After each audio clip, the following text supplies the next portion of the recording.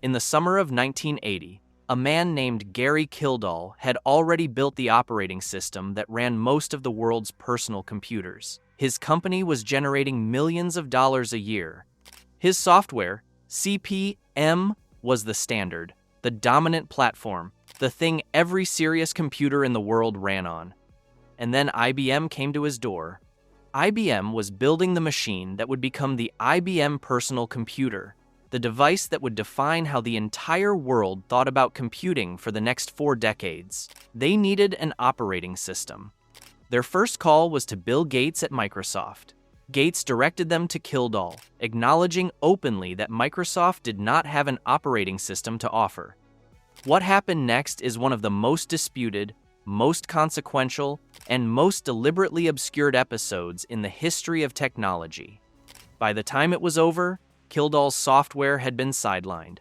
Microsoft had obtained a competing product built by a third company, by a programmer who modeled it closely on Kildall's own work, and had quietly licensed it to IBM while keeping the right to sell it to everyone else. That operating system became MS-DOS. MS-DOS became the foundation of Windows, and Windows became the most widely used operating system in the history of computing. Gary Kildall spent the rest of his life watching the empire that was built on a foundation that looked remarkably like his. In the last memoir he ever wrote, he described Bill Gates in 3 words: divisive, manipulative, a user. He died at 52. The circumstances were never fully explained, and his name was largely erased from the story of how personal computing began. I am going to tell you that story accurately, without mythology, and without pulling punches, because what actually happened is stranger and more unsettling than either the legend or the cover-up. Let me give you the number that anchors everything in this story. Microsoft purchased the operating system that became MS-DOS, the foundation of Windows, for a total of $75,000. $25,000 for the initial non-exclusive license in December 1980, $50,000 more for full ownership in July 1981. $75,000 in total for the software that would generate hundreds of billions of dollars in revenue over the following decades. The seller was a small hardware company called Seattle Computer Products, which had built the operating system not for Microsoft, not for IBM, but for their own internal use. They called it QDOS, the quick and dirty operating system. And crucially, when Microsoft negotiated that first $25,000 license, they deliberately did not disclose that their customer was IBM. Seattle Computer Products had no idea what they were actually selling, or to whom. That is a documented fact. Microsoft ultimately settled litigation with Seattle Computer Products out of court, with settlement terms that have never been made public. Here is the other number you need. When IBM shipped the first IBM PC in August 1981, it offered 2 operating systems. PC-DOS, Microsoft's product, the rebranded QDOS, was priced at $40. CP/M86, Kildall's actual operating system, now ported to IBM's hardware, was priced at $240. Kildall himself, in his memoir, accused IBM of contriving that price difference specifically to marginalize CP/M. Whether IBM made that choice deliberately or through ordinary commercial logic, the effect was the same. At $40 versus $240, the race was over before it started. The dirty trick was not a single act. It was a sequence of moves, each one deniable, that collectively ended Gary Kildall's place in computing history. And the most important move happened years before IBM ever called. Gary Kildall was born in Seattle in 1942, the descendant of Norwegian immigrants who ran a nautical navigation school. He was not naturally driven toward business, he was driven toward ideas. He studied mathematics at the University of Washington, earned 3 degrees there, bachelor's, master's, and a PhD in computer science, and went on to teach at the Naval Postgraduate School in Monterey, California. While there, he took a consulting position with Intel, working on programming tools for their new microprocessors. And in that work, he saw something that almost nobody else at the time was seeing. He saw that microprocessors were not just equipment controllers, they were computers. Small ones, cheap ones, ones that ordinary people might one day use. And if that was true, then those computers were going to need software, not just the programs people ran, but the underlying layer that managed storage, handled input and output, and let programs talk to hardware. In 1974, working initially on an Intel development system, Kildall wrote CP/M, the control program for microcomputers. It was the first serious operating system for a microprocessor-based computer. And it did something technically elegant that almost no one had done before. It separated the part of the software that talked to the hardware from the part that ran programs. He called the hardware talking layer the BIOS, the basic input-output system. That concept, first articulated in CP/M in 1975, is still present in every personal computer built today. By 1978, CP/M was generating $100,000 a month for the company Kildall founded with his wife Dorothy. By 1981, 3,000 different computer models ran CP/M. Annual revenue had climbed toward $45 million. This was the dominant operating system of the microcomputer world. And Bill Gates knew it. In fact, Microsoft had been sublicensing CP/M to ship with its own products. Microsoft did not own an operating system. When IBM first called and asked about one, Gates told them the truth. Microsoft didn't have one. He referred them to Kildall. What happened at that meeting, or whether it was a meeting at all, is the most contested moment in the founding mythology of personal computing. The story that Bill Gates told publicly for years goes like this. IBM came to Digital Research. Kildall went flying that day instead of attending the meeting. His wife Dorothy, who ran the business side, refused to sign IBM's non-disclosure agreement. The deal fell apart because Kildall was not serious about business. Gates stepped in, solved the problem, and the rest is history. That story has been so thoroughly repeated that it became the official history. But it has a problem. Most of it cannot be verified, and substantial parts of it are directly contradicted by people who were there. The PBS documentary series They Made America investigated the story directly and concluded plainly that the claim Kildall went flying rather than meet with IBM is untrue. Kildall's children, in a statement released by the Computer History Museum, described the flying story as a tall tale that paints their father as a could-have-been and ignores his deep contributions. Tom Rolander, who worked directly with Kildall at Digital Research, stated clearly that the real issue was never that Kildall refused to talk to IBM. What actually happened is less cinematic but more instructive. IBM arrived with a non-disclosure agreement that its own negotiating team described as extraordinarily one-sided. IBM could take any information shared and do whatever they wished with it, while the other party was bound to complete secrecy, including the fact of the meeting itself. Kildall's lawyers had concerns. The negotiations stalled. And IBM, on a punishing development timeline, ran out of patience. IBM went back to Gates, and now Gates told them something different. He said Microsoft could supply an operating system.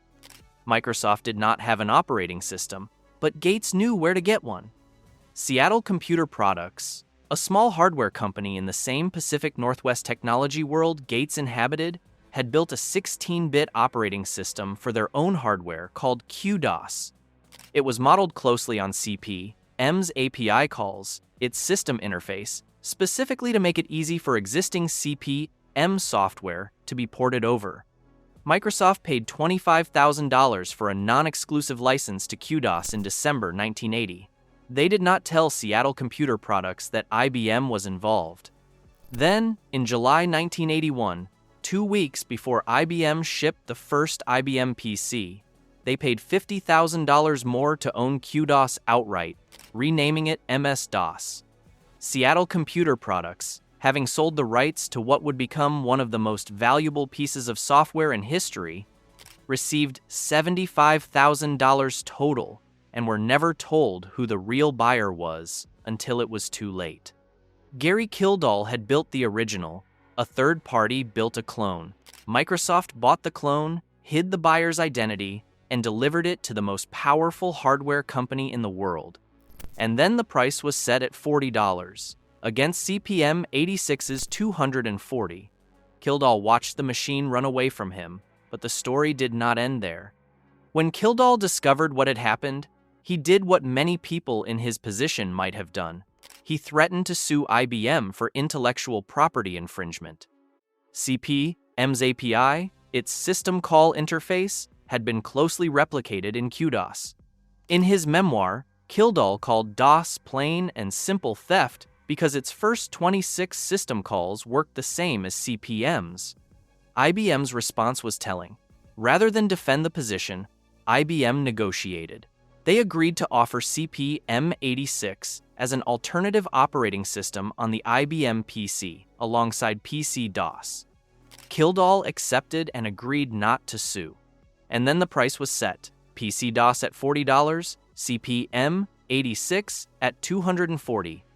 On a machine where IBM controlled the marketing, the retail presence, and the narrative, that price difference was decisive. Customers chose DOS. Not because it was better. By most accounts, CPM-86 was technically superior, but because $40 is not $240. Kildall understood what had happened. So did his colleagues. Tom Rolander, speaking for the Computer Chronicles tribute that ran after Kildall's death, said that Gary's friends and co-workers confirmed his account was factual, that IBM and Microsoft had created a myth to depose him. The escalation continued on a second front. Digital research kept building. CPM evolved. They released DR-DOS in the late 1980s, a rival to MS-DOS that was, by many accounts, technically better than the Microsoft product. It offered features that MS-DOS lacked. It was cheaper. It found an audience. Microsoft's response, revealed years later in antitrust proceedings, included a deliberate strategy to sabotage DR-DOS. Windows 3.1 was found to have been programmed to display a false error message when running on DR-DOS, designed to create the impression that DR-DOS was incompatible with Windows, even when it was not. The code was documented, the intent was clear, and the case that Caldera, a company that eventually acquired Digital Research's assets from Novell, filed against Microsoft was settled out of court in 2000 for an amount, some estimates placed at around $280 million. The terms of that settlement were never made public, but Microsoft settled rather than go to trial. That is the only verdict that matters. Through all of it, Kildall watched from a distance. He had sold Digital Research to Novell in 1991 for $120 million, financially secure but professionally sidelined. He co-hosted a public television show about computing called Computer Chronicles. He flew his private plane. He worked on side projects. And he kept being asked, at every interview, every anniversary event, every gathering of the people who had built the industry, did you really go flying instead of meeting IBM? In 1992, the University of Washington, Gary Kildall's alma mater, the institution where he had earned 3 degrees and where he was regarded as one of the most distinguished graduates in the history of its computer science program, invited him to attend an anniversary celebration for that department. They gave the keynote speech to Bill Gates.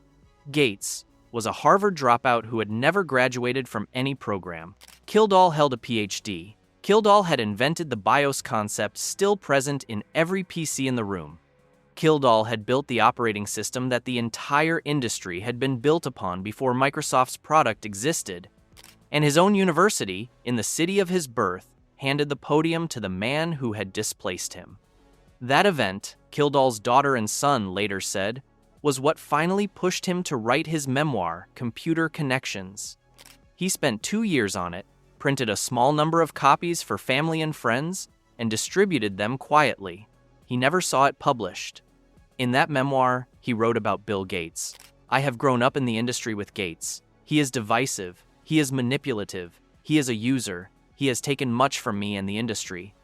In an appendix, he described DOS as plain and simple theft. He also wrote that he knew people would call this sour grapes. He acknowledged it looked that way, but he said he was telling the whole truth. By the early 1990s, friends who knew Kildall well observed that the question, Did you really go flying? Did you really blow the IBM meeting? Followed him everywhere he went. He could not escape it. The mythology had hardened. The story that Gates and IBM's version of events had put into circulation had become the default history.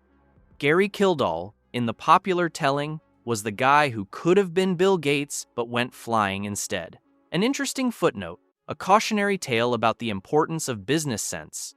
He started drinking heavily. He withdrew from Computer Chronicles in 1991. He retreated.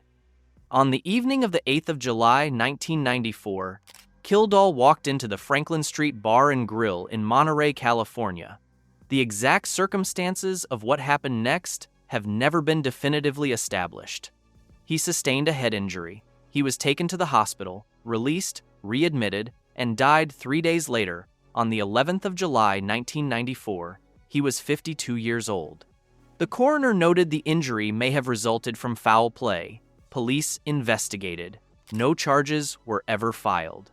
The autopsy found evidence of chronic alcoholism. When the announcement of his death came, Bill Gates issued a statement calling him one of the original pioneers of the PC revolution and a very creative computer scientist who did excellent work. A Microsoft spokeswoman added that no one can deny the size and strength of the personal computer industry made possible by MS-DOS. The industry that MS-DOS made possible, not the industry that CP/M made possible, not the man who invented the BIOS, not the person whose API architecture was closely replicated in the product Microsoft bought for $75,000 and sold to IBM for less than that. Gary Kildall's children, decades later, are still correcting the record. This story deserves a balanced accounting because it is genuinely complicated, more complicated than either the Microsoft vindication version or the simple wronged genius version. The case for Bill Gates is real. Whatever the origins of QDOS and however the IBM meeting played out, Gates saw something that Kildall, by his own admission, did not value as much: the business dimension. The licensing deal Gates negotiated with IBM, retaining the right to sell MS-DOS to every other PC manufacturer, not just IBM, was one of the most consequential commercial decisions in the history of the technology industry. IBM did not demand exclusivity. Gates did not give it. And that retained right, more than the software itself, is what made Microsoft. Kildall, by contrast, was a technologist first and a businessman second, often a reluctant one. His wife Dorothy ran Digital Research's commercial operations. The IBM negotiation failed partly because of contractual concerns that were legitimate on their face. IBM's non-disclosure agreement was genuinely one-sided. The price disparity between PC-DOS and CP/M86, while devastating to CP/M's market position, may reflect ordinary pricing decisions by companies that had no obligation to protect Kildall's interests. The case for Kildall is also real. His BIOS concept is in every PC. His API architecture was closely enough replicated in QDOS that he had a credible legal claim, strong enough that IBM settled rather than fight it. The flying story, which cast him as a distracted eccentric who missed his own moment, was spread by people who had direct commercial interests in the narrative, and the DRDOS sabotage, the deliberate false error message in Windows 3.1, was documented, litigated, and settled for a sum Microsoft chose not to defend in court. That is not a gray area. The honest read is this: Gary Kildall was a genuine pioneer, probably the person most responsible for the foundational architecture of the personal computer as we know it, who was outmaneuvered commercially, then written out of the story by the people who benefited from his displacement. He was not a passive victim. He made choices, including the choice not to sue Microsoft or IBM at moments when he had standing to do so. But the mythology that grew up around the IBM meeting, the flying story, the implication that he simply failed to show up for his own destiny, was not an accident. It served the interests of specific parties, and it has been accepted as history by generations of people who never heard the other version. His children called it a tall tale. The PBS documentary called it untrue. The Computer History Museum, which holds his papers and released his memoir, has worked to establish a more accurate record. The IEEE named a milestone in his honor. These corrections are important. They are also very late. Come back to where we started. In the summer of 1980, Gary Kildall, already the dominant figure in personal computer operating systems, with the machine that the whole world ran on, and IBM at his door.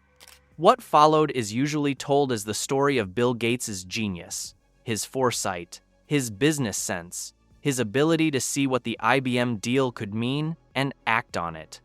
And Gates' ability to see opportunity was real. That part of the story is true. But the full story also includes a software company whose API was closely replicated in a product Microsoft bought without disclosure of the buyer's identity, a settlement rather than a trial, a price disparity that may have been engineered to guarantee one outcome, a flying story that the people closest to Kildall say is false, spread by people who had every reason to spread it, an error message in Windows 3.1 programmed to appear on a rival operating system to discourage competition, another settlement, another undisclosed sum, and a man who wrote, in the last book he would ever finish, that his old colleague from the early days of the industry had taken much from him and from the industry, who died at 52, under circumstances that were never fully resolved, whose name most people watching this video have probably never heard. The next video in this series goes into the antitrust battles that followed, the Department of Justice case against Microsoft that put the flying story, the DOS sabotage, and a dozen other competitive practices under formal legal scrutiny, because what happened to Kildall was not an isolated incident.